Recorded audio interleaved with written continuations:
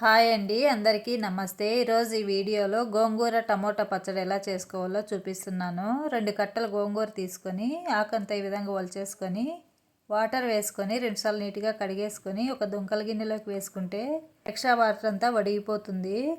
ఇప్పుడు ప్యాన్ పెట్టుకొని 2 spoons oil వేసుకొని మీరు తినే కారంను బట్టి 18-20 పచ్చిమిరపకాయలు ఈ విధంగా తుంచి వేసుకొని వేయించుకోవాలి.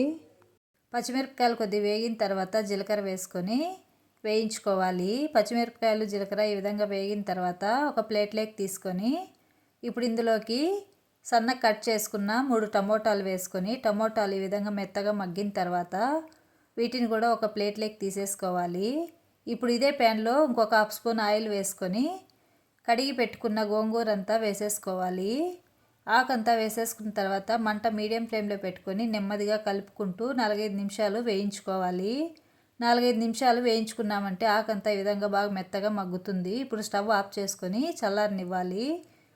ఇవన్నీ బాగా చల్లారిన తర్వాత మిక్సీ జార్లోకి పచ్చిమిరపకాయలు, జీలకర్ర, రుచికి సరిపడా ఉప్పు వేసుకొని ఈ విధంగా కచ్చాపచ్చాగా గ్రైండ్ చేసుకొని ఇప్పుడు ఇందులోకి వేయించి పెట్టుకున్న టమోటాలు అలాగే వేయించి పెట్టుకున్న గోంగూర వేసుకొని మరీ మెత్తటి పేస్ట్లా కాకుండా ఈ విధంగా గ్రైండ్ చేసుకొని ఇప్పుడు ఇందులోకి సన్నగా కట్ చేసుకున్న ఒక ఆనియన్ వేసుకొని ఆనియన్ అంతా పచ్చడిలో బాగా కలిసేటట్టు కలుపుకోవాలి.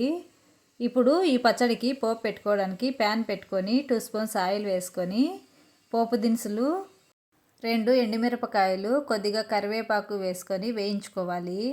ఇవి కొద్దిగా వేగిన తర్వాత ఇప్పుడు ఇందులోకి గ్రైండ్ చేసి పెట్టుకున్న పచ్చడి అంతటిని వేసేసుకొని బాగా కలిపేసుకోవాలి. అంతే అండి, గోంగూర టమోటా పచ్చడి రెడీ అయిపోయింది. మీకు ఈ వీడియో నచ్చినట్లయితే నా ఛానల్ని సబ్స్క్రైబ్ చేసుకోండి. Thank you for watching.